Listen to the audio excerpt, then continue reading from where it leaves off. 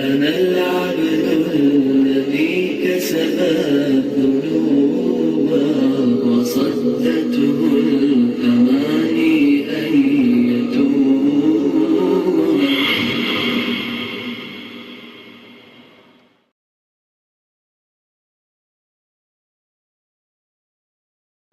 حضرت خطیب الاسلام کے نامور تلامذہ دارالعلوم حیدرآباد سے تشریف لا رہے ہیں مولانا مفتی تبریز قاسمی صاحب تشریف لائیں. بسم اللہ الرحمن الرحیم.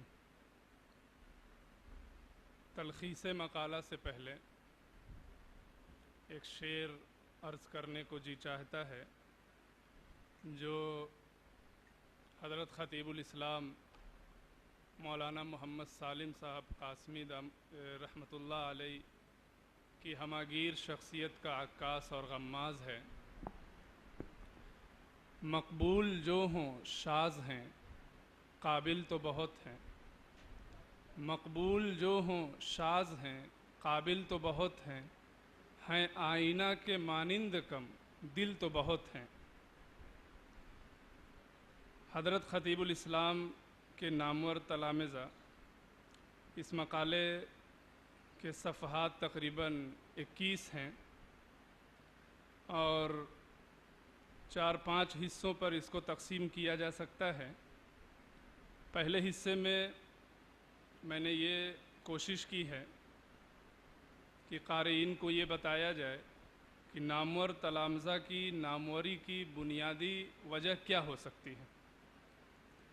اس کے تحت میں نے یہ لکھا ہے کہ کسی استاذ کے تلامذہ کی ناموری کی بہت ساری وجہیں اور جہتیں ہو سکتی ہیں اور ہوتی ہیں، تاہم یہ بھی ایک ناقابل فراموش تاریخی حقیقت ہے کہ ان وجوہ میں بنیادی اور بڑی وجہ استاذ کی بے لوث محنت و محبت ہوتی ہے. اور اس کی شہادت کے لیے میں نے کاروان علم و عمل کی ایک لمبی فہرست شمار کرائی ہے. مثلاً حضرت عبداللہ ابن المبارک رحمۃ اللہ علیہ نے اپنے استاذ گرامی امام ابو حنیفہ رحمۃ اللہ علیہ اور حضرت سفیان ثوری رحمۃ اللہ علیہ کے تعلق سے یہ تاریخی جملہ کہا تھا کہ لولا ان اللہ تعالی اعاننی بابی حنیفۃ و سفیان الثوری لکنت کسائر الناس. اسی طریقے سے امام محمد رحمۃ اللہ علیہ اور امام ابو یوسف رحمۃ اللہ علیہ کی علمی خدمات و تالیفات کو امام ابو حنیفہ رحمۃ اللہ علیہ کے علم و فن اور فہم و فراست سے مستفاد قرار دیا گیا ہے. مسلم شریف کے مقابلے میں بخاری شریف کی فوقیت کی ایک وجہ دارقطنی رحمۃ اللہ علیہ نے امام مسلم نیشاپوری رحمۃ اللہ علیہ کا امام بخاری رحمۃ اللہ علیہ سے شرف تلمس کو قرار دیا ہے. لولا البخاری لما راح مسلم ولا جاء اصول حدیث کی کتابوں میں امام دارقطنی رحمۃ اللہ علیہ کا یہ جملہ سند کی حیثیت رکھتا ہے. اسی طریقے سے سلطان العارفین شیخ جلال الدین رحمۃ اللہ علیہ نے اپنے مولائے روم ہونے کی وجہ حضرت شمس الدین التبریزی کی غلامی کو قرار دیا تھا. شیخ الاسلام ابن القیم رحمۃ اللہ علیہ نے اپنی علمی موشگافیوں کا صحرا اپنے استاذ حافظ ابن تیمیہ رحمۃ اللہ علیہ کے سر باندھنے میں فخر محسوس کیا تھا. علامہ سخاوی رحمۃ اللہ علیہ نے اپنی تحقیقات عالیہ کو حافظ ابن حجر رحمۃ اللہ علیہ کے علوم و فنون کی جانب منسوب کرنے کی سعادت حاصل کی. قاسم ابن قطلوبغہ رحمۃ اللہ علیہ کی علمی جولانی کو دنیا نے ان کے استاذ حافظ ابن الحمام رحمۃ اللہ علیہ کی تحقیقات غالیہ کی ترجمانی قرار دیا اور حضرت الامام محمد قاسم النانوتوی رحمۃ اللہ علیہ کا فیضان و عرفان ان کے پیر و مرشد حضرت حاجی امداد اللہ رحمۃ اللہ علیہ کے فیضان و عرفان کا اقتباس شمار کیا گیا. یہ ایک تاریخی تسلسل میں نے اس لیے پیش کیا تاکہ اس دعوے کو ثابت کیا جا سکے کہ کسی بھی استاذ کے جو طلبہ اور تلامذہ ہوتے ہیں ان کی کامیابی اور ان کی ناموری کے پیچھے کہیں نہ کہیں اس کے استاذ محترم کی بے لوث محنت اور محبت اور دعائیں اور توجہات ہوتی ہیں.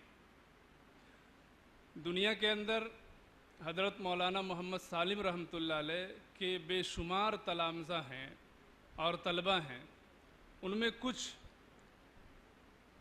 تقریباً 34 افراد کا میں نے اس میں تذکرہ کیا ہے جو بہت ہی مشہور اور معروف شخصیات ہیں۔ ان میں سے کچھ کا تذکرہ میں آپ حضرات کے سامنے کرنا چاہتا ہوں۔ دارالعلوم دیوبند سے میں نے 4 حضرات کا تذکرہ کیا ہے۔ قاری سید محمد عثمان منصوری پوری دامت برکاتہم، مفتی امین صاحب پالن پوری دامت برکاتہم، مولانا عبدالخالق سنبھلی صاحب، مولانا مجیب اللہ صاحب گونڈوی، مفتی زین الاسلام صاحب الہ آبادی۔ دارالعلوم وقف سے میں نے کچھ حضرات کا تذکرہ کیا ہے۔ مولانا محمد سفیان صاحب قاسمی محتم دارالعلوم وقف دیوبند، مولانا سید احمد خضر شاہ مسعودی صاحب اور مولانا محمد اسلام قاسمی صاحب۔ اس کے علاوہ کچھ معروف شخصیات ہیں، مثلاً مولانا بدر الدین اجمل صاحب رکن شورا دارالعلوم دیوبند، حضرت مولانا خالد سیف اللہ صاحب، حضرت مولانا خلیل الرحمن سجاد نعمانی صاحب، مولانا بدر الحسن صاحب کویت، مولانا عبدالعلی فاروقی صاحب، مولانا ندیم الوازدی صاحب، مولانا محمد موسیٰ پانڈور صاحب، مولانا افضال الرحمن صاحب شیخ الحدیث ہردوئی، مولانا اعجاز احمد اعظمی رحمۃ اللہ علیہ، مولانا سعادت علی قاسمی شیخ الحدیث مدرسہ عربیہ ریاض العلوم گرینی، مولانا فضل الرحمن ہلال عثمانی، مولانا عبید اقبال عاصم صاحب، مفتی حبیب اللہ صاحب قاسمی چمپارنی، پروفیسر سعود عالم قاسمی۔ یہ تمام حضرات، ان کے احوال بھی مختصراً اس میں درج ہیں، اور اس موقع پر میں ان تمام حضرات کا تہہ دل سے شکر گزار ہوں جنہوں نے اپنے حالات کے سلسلے میں میری مدد فرمائی، اور ان حضرات سے معذرت خواہ ہوں جن کا تذکرہ میں اس میں نہ کر سکا۔ السلام علیکم ورحمۃ اللہ۔